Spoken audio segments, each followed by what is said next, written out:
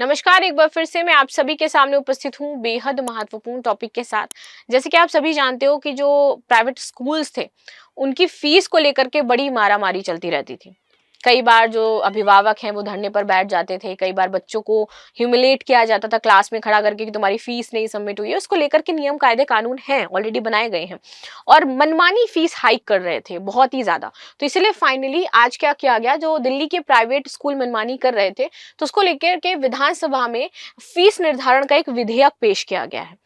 इस विधेयक को जैसे ही मंजूरी मिलेगी तो एक कानून बन जाएगा दिल्ली के स्कूलों के लिए और फिर वो उससे ज्यादा फीस नहीं बढ़ा सकते और फीस बढ़ाने का जो प्रोसेस होगा वो भी बताया जाएगा कि कितनी फीस उनको बढ़ानी है, क्योंकि शिक्षा है एक बुनियादी चीज है जो हर बच्चे को मिलनी चाहिए, उसका अधिकार है, फंडामेंटल राइट में आ जाता है। तुम उस शिक्षा को नॉर्मल वर्ग की पहुंच से इतना दूर कर दो कि वो पे ही नहीं कर पाए उसके लिए, तो क्या फायदा है? ठीक है, फिर क्या फायदा हमारी थर्ड लार्जेस्ट इकोनॉमी बनने का, वो भी फायदा नहीं है। तो उसके लिए कुछ मापदंड तय होने चाहिए और ये बहुत अच्छा किया गया कि बिल लाया गया इसके लिए। तो चलिए इसी पर बातचीत करेंगे। इससे पहले मैं आपको बता दूं कि भैया रक्षाबंधन ऑफर आ चुका है। सभी online live test series and DLP courses पर आपको 75% का ऑफ मिल रहा है। आईएसजीएस फाउंडेशन कोर्स पर आपको 60% का ऑफ दिया जा रहा है। फर्दर ये जो आपकी फीस होगी, ये फीस आपको ईएमआई के थ्रू मिलेगी। इसके बाद पीसेस फाउंडेशन कोर्स की बात करें तो 60 to 75% का ऑफ दिया जा रहा है। साथ ही आगे आ जाते हैं UPSC and UP PCS foundation course, तो इस पर भी आपको देखिए अलग अलग 60%, 50% एंड 70% ऑफ दिया जा रहा है। आगे आ जाते हैं यूपी आरओआर मेंस की बात करें, क्योंकि हमारा प्री तो हो चुका है, मेंस की हमें तैयारी करनी है, तो उसमें हमें 60% का ऑफ मिलते हुए मात्र 3000 में हम इस बैच को परचेज कर सकते हैं।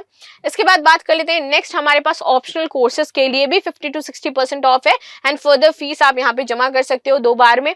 ऐसे course, NCERT course, journal Hindi के कोर्स भी उपलब्ध हैं, इनको भी आप परचेज कर सकते हैं। जिनकी फीस थोड़ी सी ज्यादा है उसको आप क्या है ईएमआई के थ्रू पे कर सकते हो। आगे आ जाते हैं हमारी न्यूज पर। तो दिल्ली विधानसभा का चल रहा है मानसून सत्र और आज यहाँ पर बिल पेश किया गया है निजी स्कूल जो मनमानी तरीके से फीस बढ़ा रहे हैं उसको रोकने के लिए।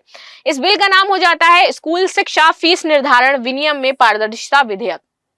ठीक है, ये विधेयक का नाम है। आगे आते हैं, इस विधेयक का उद्देश्य है कि राजधानी दिल्ली के जो निजी स्कूल हैं इसके द्वारा जो मनमानी तरीके से फीस हाइक करी जा रही है उसको रोकना।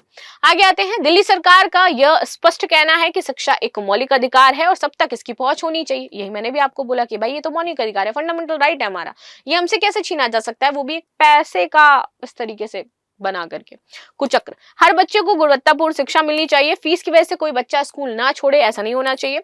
बच्चों को जवाबदेही जो है वो तय हो और उसका संचालन जनहित में हो। आगे आते हैं, स्कूल फीस विनियमित समिति का गठन यहाँ पर किया जाएगा एक, तो हर निजी स्कूल में एक स्कूल स्तरीय फीस नियमित समिति का गठन होगा।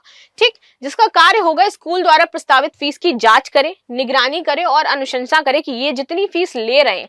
आजकल आपके बच्चे केजी में हैं, अरे केजी छोड़ो नर्सरी में है, उनकी फीस महीने की 20+ हजार जा रही है, 30+ हजार जा रही है।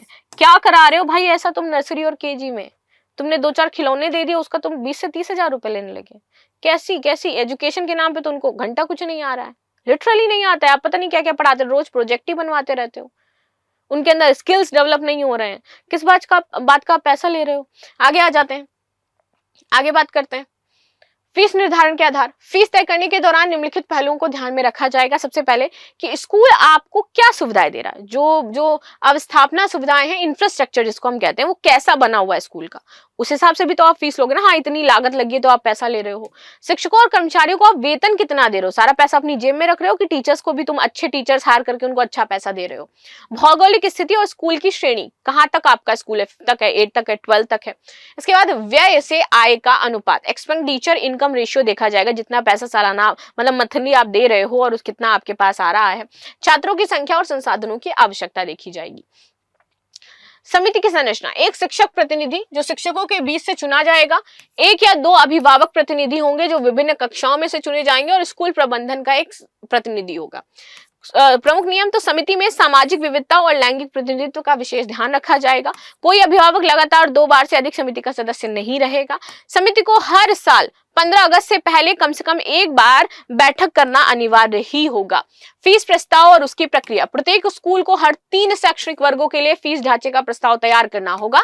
हर प्रस्ताव हर वर्ष 31 जुलाई तक स्कूल समिति के समक्ष पेश किया जाना चाहिए।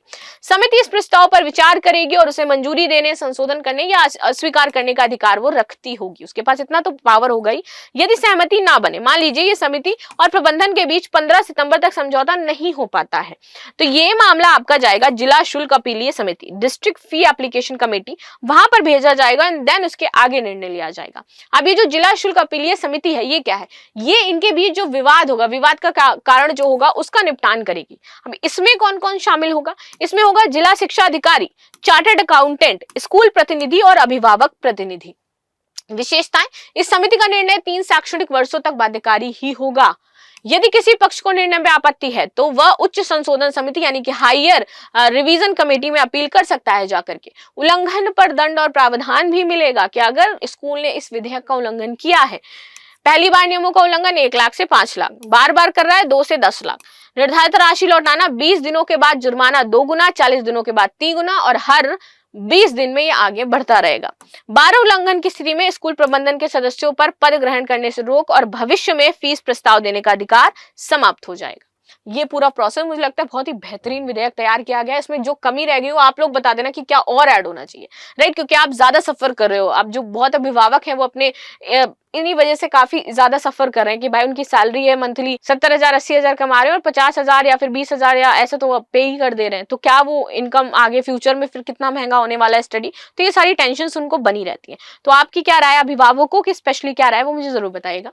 आगे आते हैं दिल्ली स्कूल शिक्षा फीस निर्धारण और विनियमन में पारदर्शिता विधेयक 2025। इसके अंतर्गत गठित स्कूल स्तरीय फीस विनियमन समिति में निम्न में से कौन शामिल नहीं होगा? शिक्षक प्रतिनिधि, अभिभावक प्रतिनिधि, स्कूल प्रतिबंध या फिर जिला शिक्षा अधिकारी। तो ये थी न्यूज जो हमने डिस्कस करी। मिलते हैं नेक्स्ट क्लास में, तब तक के लिए धन्यवाद।